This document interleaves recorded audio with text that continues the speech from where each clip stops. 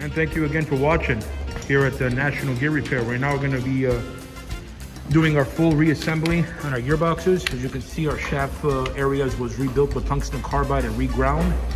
Also straightened out from about 18 thousandths of shaft flex to 0.01, 0.02. We're now doing assembly. We begin to use liquid nitrogen to shrink our shafts and install our bearings. All bearing floats and preloads will be assembled to OEM specifications. Please do not forget to like, share, and subscribe.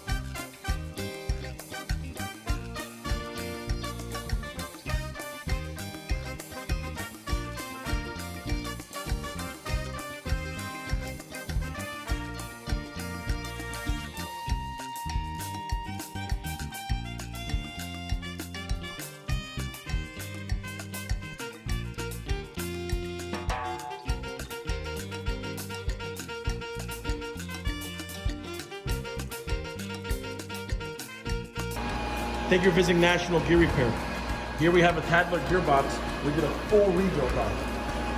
Upon arrival, we took it apart, inspected everything, new bearings, new seals, re-lapped all gearing, reassembled and tested.